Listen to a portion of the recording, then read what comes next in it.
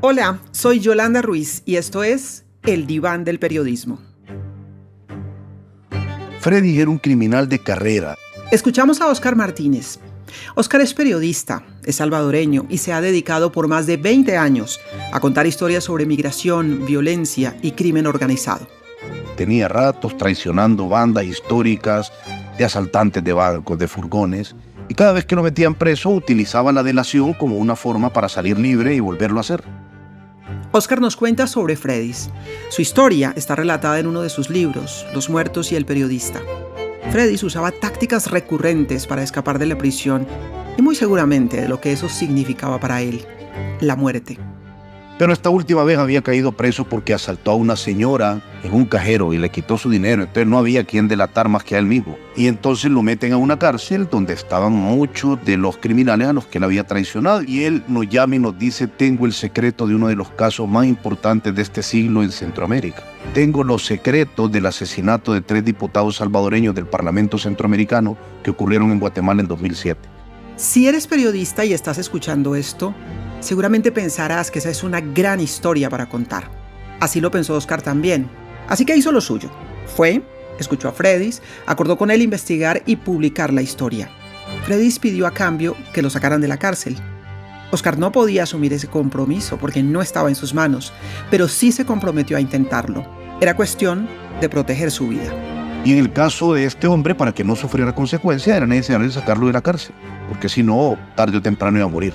Pero cuando él sale, no sabemos si sale por las gestiones que hicimos. Nosotros hablamos con el ministro, hablamos con el jefe de prisiones y le dijimos: ese hombre tiene unos secretos que deberías de escuchar antes de dejar que lo maten dentro de la cárcel donde está. Y cuando este hombre sale, el hombre dijo que ya no quería que contáramos su historia. ¿Qué hacer cuando una fuente no quiere que publiques algo que te contó? La verdad es que hemos hablado mucho aquí en el consultorio y en la red ética de la Fundación Gabo sobre una circunstancia como esta. Pues Óscar, en ese momento, en este caso en particular, lo tuvo claro. En este caso, el dueño de la historia era yo, o así lo creí, y tanto lo creí que así lo hice. Freddy's, con una pistola al cinto en una tienda de donas, nos dijo en un momento que ya no quería que contáramos su historia. Y yo le dije lo que sigo creyendo: que tu historia ya no es tuya, tu historia es mía. Hicimos un trato y al final de ese trato lo que ocurría es que tu historia era mía. El trato se acabó, tu historia es mía. La publicamos. A él por otras razones lo mataron a los pocos meses. Óscar tiene muchos recuerdos como este, de experiencias con fuentes que él sabía que iban a morir. En su libro Los muertos y el periodista, relata la historia de Rudy, un adolescente de 14 o 15 años. Cuando lo conoció, escribió en su libreta: hoy hablé con un muchacho que va a ser asesinado. Y fueron muchos así, personajes desahuciados que luego, efectivamente, fueron asesinados. Pues bien, en este episodio del Diván del Periodismo hablamos con Óscar sobre esto, sobre el papel del periodismo en escenarios de violencia, cómo proteger a las fuentes, cómo enfrentar las dudas y los riesgos con esas fuentes que se mueven en la ilegalidad, hasta dónde llega la tarea, cuándo se debe parar, cómo ser honestos al buscar la información. La experiencia de Óscar nos trae grandes reflexiones para enfrentar los dilemas permanentes en nuestro trabajo en situaciones extremas.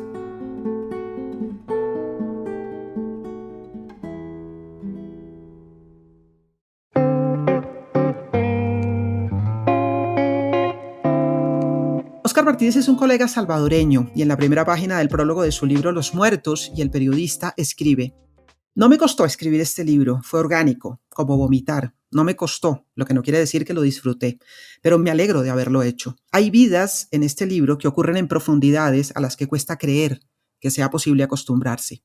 Y pues yo les debo decir que nada de lo que yo pueda decir aquí le va a hacer justicia al libro Los muertos y el periodista. Comienzo declarando este fracaso de plano para que quien nos escucha sepa que la alternativa es salir corriendo a buscar el libro, si quiere sacudirse y pensar, y si es periodista, si quiere también deprimirse un poco y a la vez reconciliarse con este oficio y se pregunte una y otra vez cuál es el sentido de esto que hacemos. Por eso saludo de una vez a Oscar Martínez, que es jefe de redacción del periódico digital El Faro, que es un referente ya en el periodismo en América Latina y en el periodismo para el mundo. Es un escritor, es un colega galardonado y de verdad que me ha sacudido con este tremendo libro. Oscar, bienvenido al diván del periodismo. Yolanda, muchas gracias. Es un gusto compartir con vos este espacio y te agradezco mucho tus palabras sobre el libro. Es el libro más íntimo que he escrito. Pues totalmente, y es que de eso se trata justamente, no estás contando solamente las historias de otros, de esos muertos que yo llamo tus muertos, sino que estás contando tu propia historia y los propios dilemas de los periodistas. Pero quisiera preguntarte, ¿cómo escogiste de tantas historias estas y por qué estas historias? Esta es una historia de 3 fuentes mías que fueron brutalmente asesinadas. Y que yo creo, lo digo desde la entrada, no estoy dándole ningún spoiler a nadie, yo creo que mi presencia una noche intentando rescatar a una de esas fuentes de las manos de las policías tuvo que ver con que asesinaran a algunas de esas personas. Entonces, las historias tienen 2 lógicas distintas. La historia de Rudy me sirve para, de los 2 hermanos de él, asesinados, Guito y Herbert, me sirve para desarrollar a lo largo del libro una historia que contar de la que se van desgranando esencias de la óptica periodística y de la vida miserable de uno de los últimos de la fila. Todas las demás historias a las que yo llamo recuerdos, todos los recuerdos tenían una característica, surgieron de microhistorias, de pequeños reporteos que a mí me instalaron una pregunta esencial en esta carrera y en este turbulento oficio.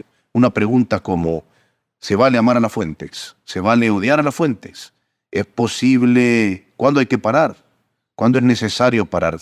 El periodismo cambia cosas. Yo venía de haber escrito junto con mi hermano Juan el libro anterior que se llama El Niño de Hollywood, que es la historia de un sicario de la Mara Salvatrucha 13, de la gran pandilla que está en la lista del Departamento del Tesoro de Estados Unidos y del FBI, que tiene más de 40,000 miembros en El Salvador.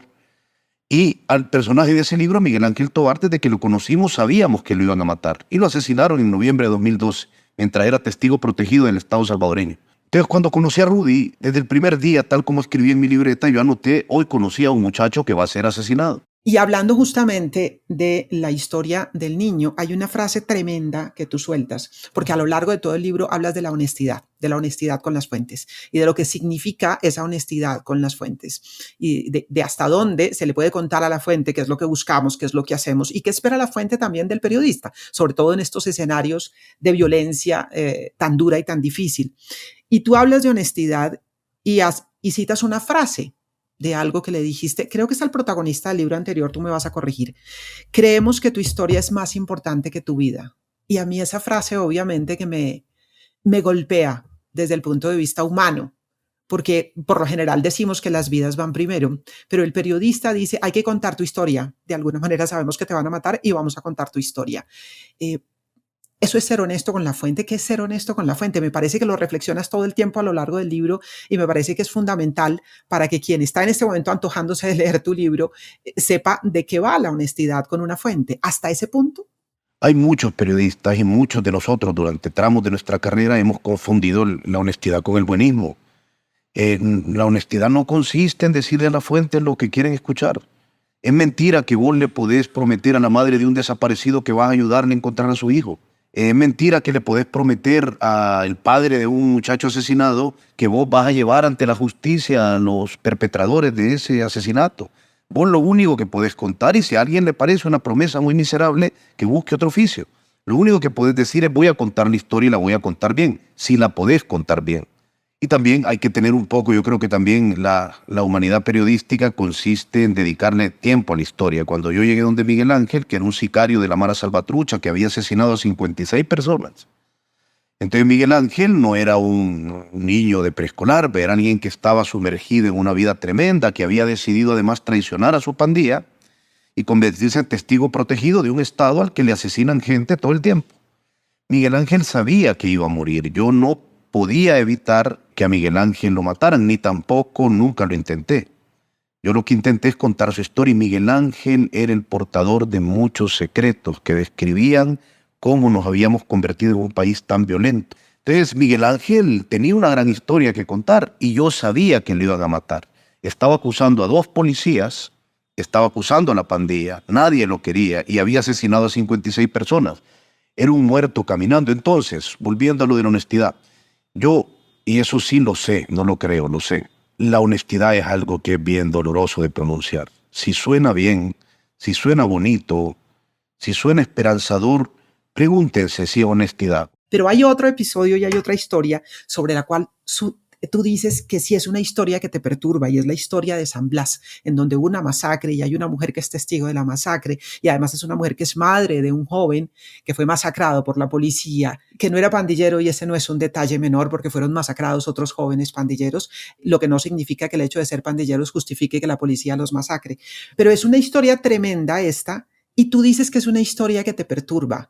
Tal vez porque de una u otra manera, como periodista, y no sé si es así porque leyendo me preguntaba una y otra vez si tú persuadiste a la testigo para que hablara o si ella habló por su decisión propia, o eso es lo que te perturba, el pensar que la persuadiste para que hablara. ¿Qué es lo que te perturba de esa historia? Mira, a mí de esa historia me perturba un par de cosas. Del Consuelo escuchó cómo asesinaban hincado y suplicando a su hijo Denis, de 20 años, que trabajaba en una finca que los pandilleros que huían se la habían tomado. Un grupo de reacción de la policía entra y no le deja. Lo mata y Consuelo lo escucha. Pero en primer lugar hay que reconocer algo. Consuelo no quería llegar a un juicio, no lo había intentado.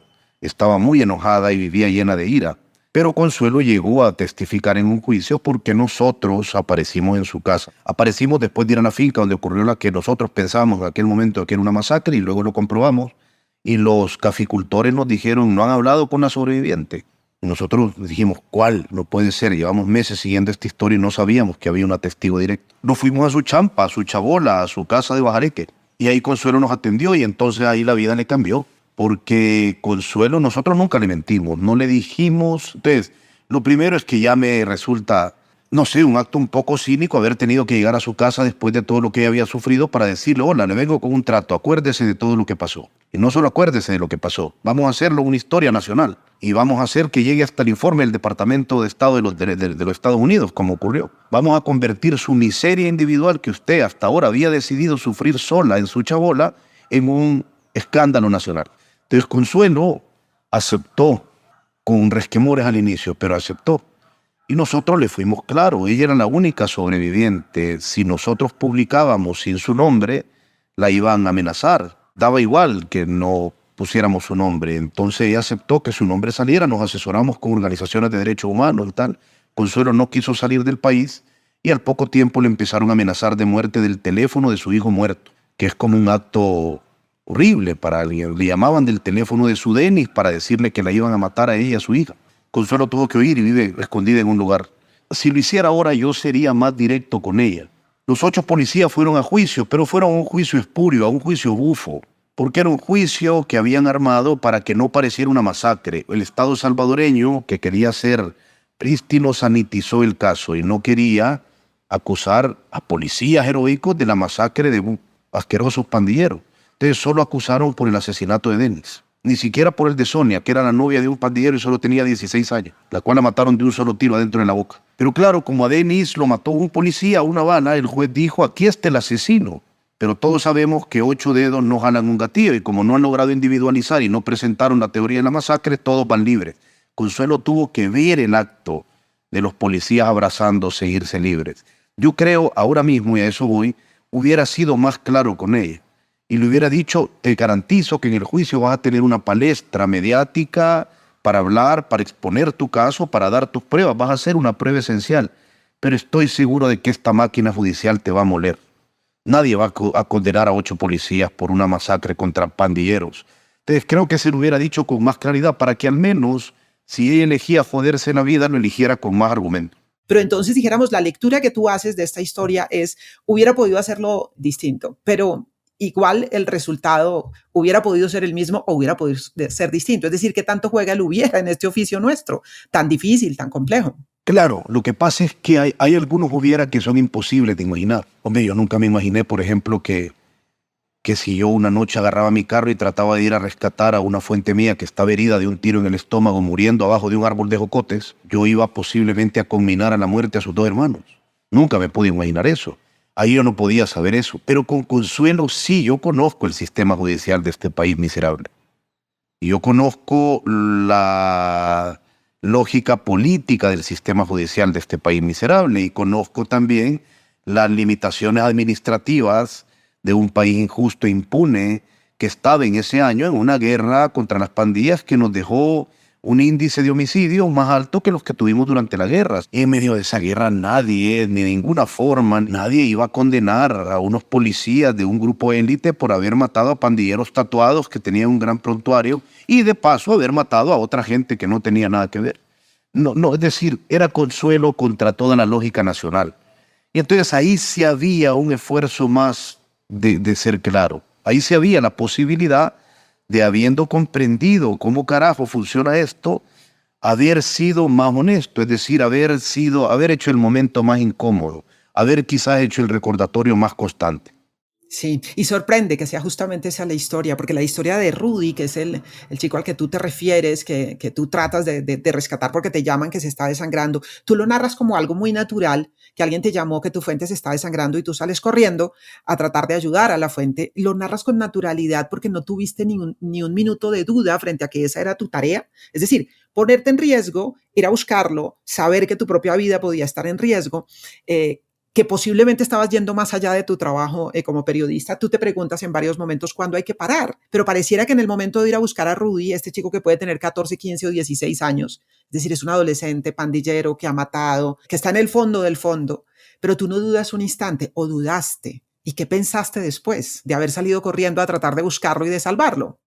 Mira, no, yo nunca lo dudé, es decir, yo lo creo y esto no lo digo con ningún dejo de heroísmo ni nada. Sí me pregunto cuándo hay que parar. Estoy seguro de que cuando tu fuente está botando sangre abajo de un árbol de jocote no es el momento de parar. Es el momento de apurarte. No hay más, es decir, claro, eso no podés permitir que una fuente que te ha abierto acceso, que te ha dado acceso a información, muera de esa forma tan miserable por el temor de agarrar un carro y entrar a una zona de conflicto con las pandillas.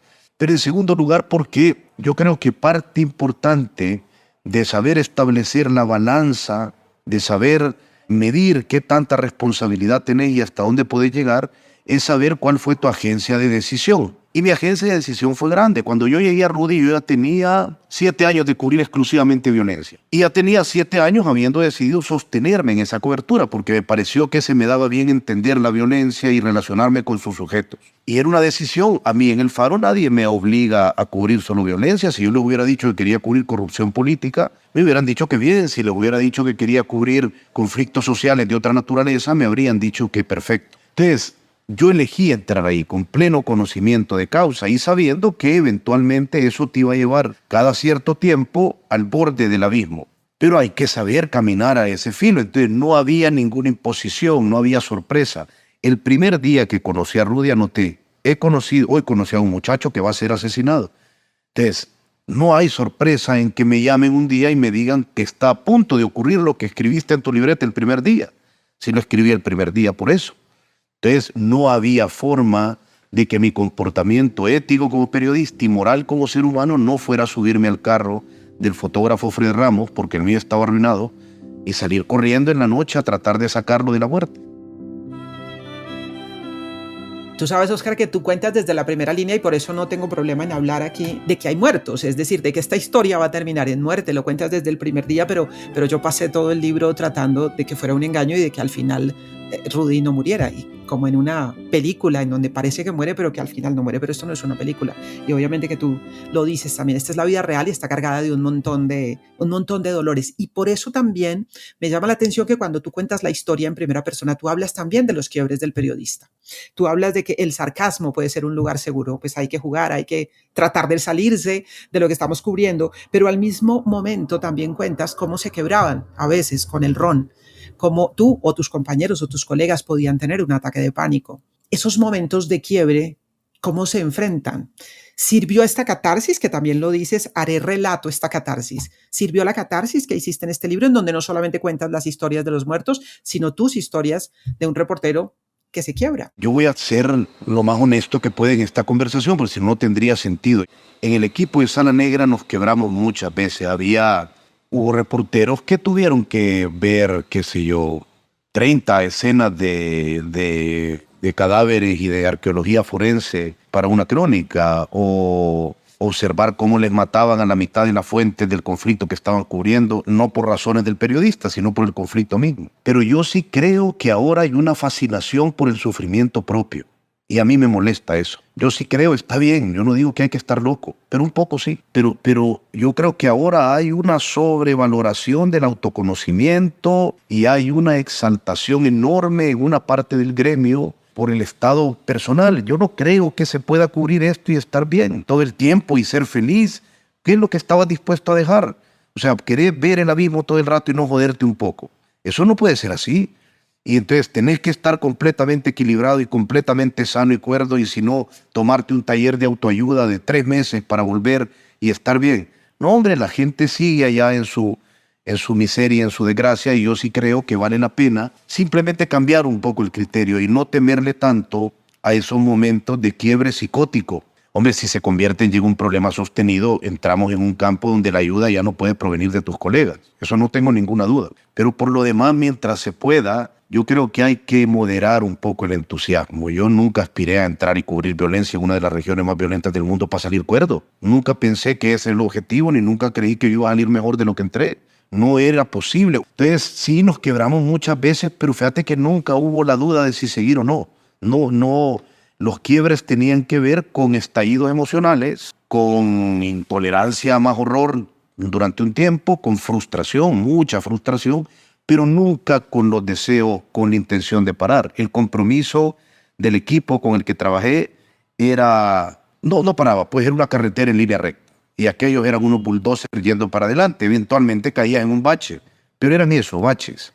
La gente continuaba haciendo lo que tenía que hacer. Y ahí es cuando nos dimos cuenta, eso que suelo decir, que el periodismo cambia cosas, sí las cambia, pero a un ritmo indecente, muy indecente, a un ritmo intolerable, a un ritmo cínico, como funcionan las sociedades de este país, de esta región del mundo, las sociedades en general. Y entonces eso sí era muy frustrante, contar en esa esquina están violando sistemáticamente a la gente y que nada ocurriera. Es frustrante, y la frustración hay que cuidar que no lleve a la rabia, porque si la rabia es constante, ahí sí te vas a descalabrar. Pero claro, y se afecta la salud mental y no es para menos. Es decir, si no fuera, tal vez no seríamos humanos. Esto tiene que afectar. Yo, un colega colombiano que cubrió durante muchos años la guerra y la búsqueda de la paz, porque en Colombia vamos y venimos, decía, me di cuenta que empezaba a tener un problema cuando no podía escribir si no tenía un ron doble, un whisky doble al lado, y me estaba alcoholizando sin darme cuenta cuando llegaba de los cubrimientos y tenía que sentarme a escribir. Era la única manera de poder escribir, y empecé a darme cuenta de que esto podía irse de las manos en determinado momento. Porque es lo que pasa, obviamente, porque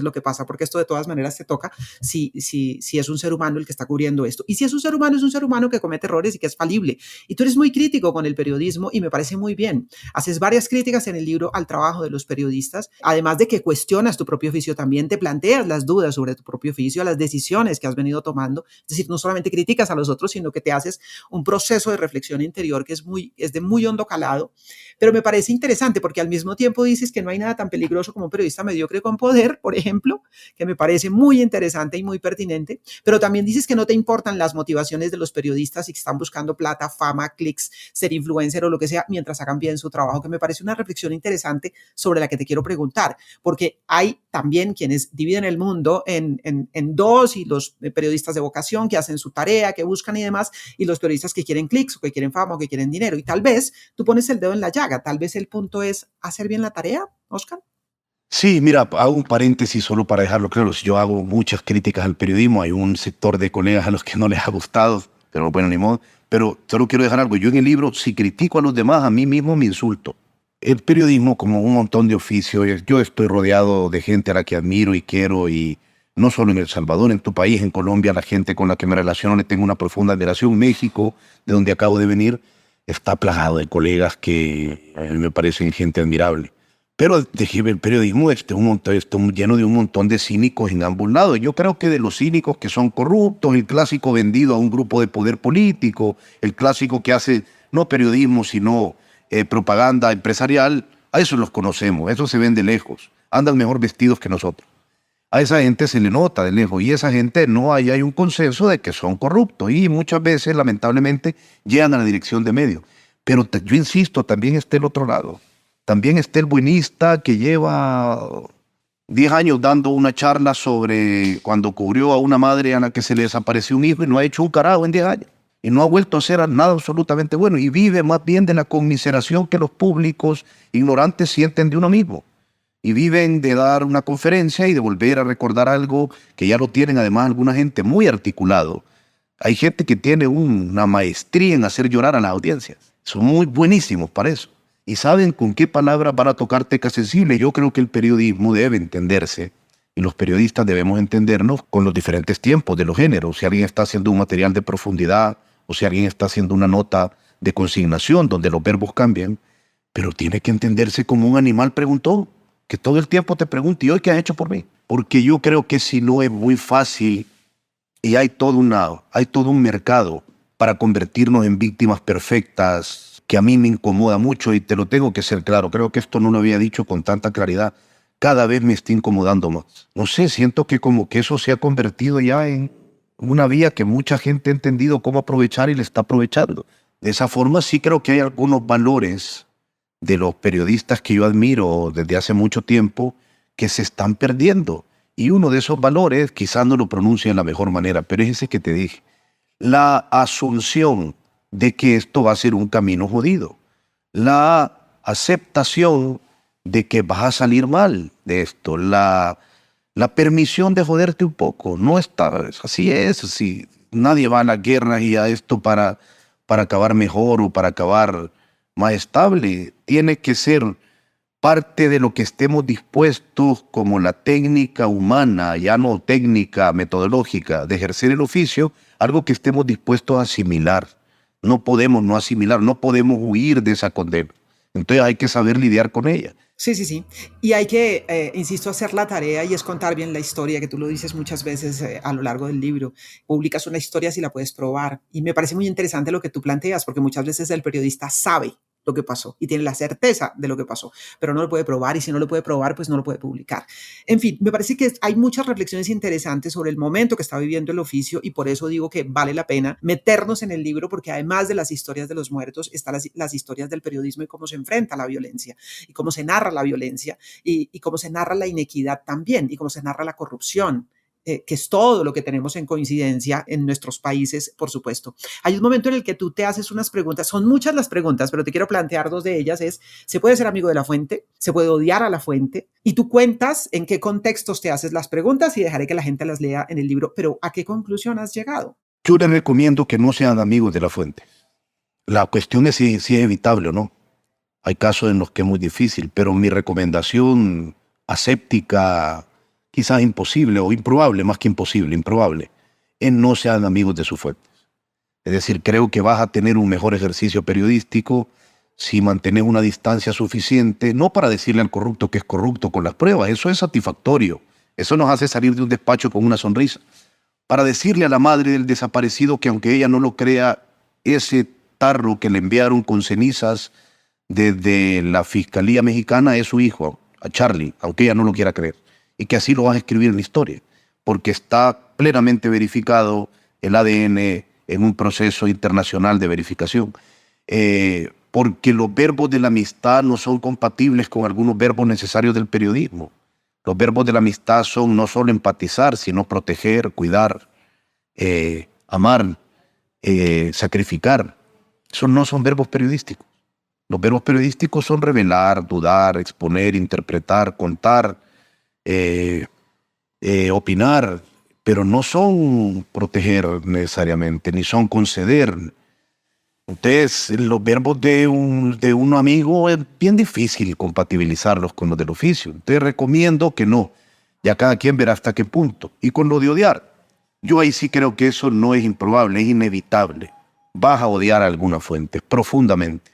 Y entonces empieza una lucha porque ese odio no obstruya la técnica. Yo cuento una escena donde yo creo que el odio por una fuente me obstruyó la técnica. Y entonces terminé haciéndolo mal. Pero ahí lo que tenés que intentar, porque el odio no tampoco compatibiliza con los verbos, tal como lo dije antes. Entonces, es de qué manera logro que este odio se encauce de una forma que no sea arruinar la pieza. En uno de los oficios que más te obliga a lidiar con emociones intensas, hay que intentar bloquear algunas y controlar otras. En la historia que tú cuentas, en la que hablas de que terminas odiando a tu fuente, el odio te gana y dejas de buscar información, que es la tarea del periodista. El odio te gana. ¿Te ha ganado en otros momentos? Es decir, es inevitable eventualmente sentir el odio. El punto es si logras como periodista en la búsqueda de la información controlarlo. Y si te ha pasado en otros momentos y si has logrado controlarlo. Es parte de la emocionalidad. la rabia, la indignación, la frustración y el odio hacia la fuente. Pero hay que tomar distancia de ese odio en el momento en que se habla con esa fuente. ¿Cómo lograrlo? Lo que yo he hecho es alejarme de algunas fuentes, pero me ha pasado más veces. Es decir, sin entrar en cuando estábamos en el camino en México, cuando estábamos haciendo el proyecto en el camino que acabó con mi primer libro que saqué en 2010, Los migrantes que no importa. Yo llegué al punto de amenazar físicamente a una persona en el camino, harto ya de las circunstancias de lo que ocurría, a alguien que se presentó como un secuestrador de migrantes en el 5º pueblo de secuestros del grupo de crimen organizado Los Zetas, que llegó a venderse como tal y amenazarnos. Mi cuerpo perdió el control. Y he llegado a cometer un acto de agresión, pues. Entonces, sí, me enorgullece eso. No, porque no era, es decir, no solo no sirve de nada, no explica nada del lugar, sino que además nos puso en más riesgo del que ya estábamos, ¿vea? Porque perdés el control y le podés pegar 2 puñetazos a un tipo, pero no le podés ganar a Los Zetas a puñetazos en uno de sus pueblos de control. Entonces, claro, esa es una expresión, digamos, muy caricaturesca, que me ha pasado una vez nada más, pero es una expresión de cómo el dejarte gobernar por el odio nada más en un lugar así es simplemente absurdo. Como para contarte una anécdota muy, muy breve en 30 segundos. Año 1980 me presenté a la Facultad de Comunicación y Periodismo en Colombia. La pregunta que me hizo el decano en la entrevista fue: háblame de lo que está pasando en El Salvador, curiosamente. ¿Y qué estaba pasando? Pues había una guerra. Y estoy hablando del año 1980. Y tú y yo estamos hablando en el año 2023 de los muertos y de la violencia. Y han pasado muchas cosas en tu país, como en el nuestro también. Países enfrentados a guerra, búsqueda de paz, a mil cosas. Y hoy ustedes tienen a Bukele. Y el mundo está mirando hacia allá. Porque el mundo dice que esa es la solución. Y tú estás adentro y tú nos puedes contar. Y tú conoces la diferencia, porque lo cuentas en el libro, y por eso insisto en que hay que leer este libro, la diferencia entre las mafias y las pandillas, entre ser un capo mafioso y un pandillero, porque a veces se mete todo en el mismo saco. Aquí en Colombia se les dice terroristas a todos. Al que salió a la calle a tirar piedra a un bus y al que puso una bomba y mató a 100 personas, los meten en el mismo saco. El periodismo que tú haces a lo largo de estos años ha cambiado, se ha movido, la historia se ha movido, la violencia ha cambiado. Es distinto a lo que pasa hoy, es peor, es mejor. Fíjate que siempre depende esto de intensidades. A ver, Bukele es un presidente profundamente popular, yo diría amado en mi país, amado hasta niveles de deidad. Es decir, la relación que el pueblo tiene con Bukele ya no se basa en la razón, sino en la fe. Y esto se ha ido de las manos. Como le ha pasado a muchos otros autoritarios en América Latina. 2, Bukele ha logrado reducir a las pandillas. Sí, que era un fenómeno que aplastó al país. Lo ha logrado reducir después de pactar 3 años con ellas, con un enorme cuota de cinismo político, con muchas mentiras, pero además instaurando un régimen de violencia que ha afectado a 10.000 de personas. El régimen de excepción que permite que cualquier soldado o policía te capture y te lleve a unas cárceles donde la tortura está sistematizada desde el momento en que entras, ha hecho que más de 140 personas ya haya certificación de que han muerto en las cárceles. La mayoría de esas personas sin una condena de ningún tipo y sin ningún tatuaje de pandillas. Es decir, dejar al criterio de soldados de un país donde todavía el ejército tiene reminiscencias de la guerra es generar unos jueces de la calle terribles. Entonces, para la gente que padecía a los pandilleros en la puerta de sus casas y que tenían que convivir con el tipo que había violado posiblemente a su hija o que le cobraba extorsión al negocio que forzadamente alguien creó, para ese tipo el país es mejor. Para la persona que tiene a su hijo languideciendo en una prisión del régimen sin deber nada, el país es peor. Todo se trata de ópticas y de perspectivas. Y las perspectivas ya acumularon a un montón de miles de personas padeciendo esto. Entonces, el problema es evitar la polarización de poder pensar solo en esos 2 extremos. Hay un montón de preguntas intermedias. La primera, o de reflexiones. La democracia, la gente dice, no sirve, no es que nunca la han probado realmente. En El Salvador ha habido una democracia constitucional y de código penal que es literatura, pero nunca ha habido una fiscalía fuerte, nunca ha habido una policía entrenada, nunca ha habido una separación de poderes real, nunca ha habido procesos para que el debido proceso se cumpla en un juicio, ni los plazos, nunca ha habido cárceles dignas, ni rehabilitación. Es decir, hay muchas cosas que probar antes de decirle a un hombre que resuelva los problemas a balazos. Y cómo llegar a eso, cómo llegar a ese punto y sobre todo cómo hacerlo atractivo, creo que es una de las grandes preguntas de América Latina. Porque América Latina ahora se dirime entre la urgencia y el autoritarismo. Te hago una última pregunta y es, en tu libreta escribiste, volviendo a Rudy, que es uno de los protagonistas de tu libro, un chico de 14, 15 o 16 años, pandillero, tú escribes, hoy hablé con un muchacho que va a ser asesinado y lo asesinaron. ¿Rudy vuelve a tu vida o Rudy es parte del pasado y de tu historia como periodista, que escribiste su historia pero quedó atrás? ¿O Rudy te aparece de vez en cuando en la vida? Mira, la relación con la familia de él que aún tengo es porque suelo ver a su hermana. A la hermana que la pudieron haber masacrado aquella noche, pero no murió.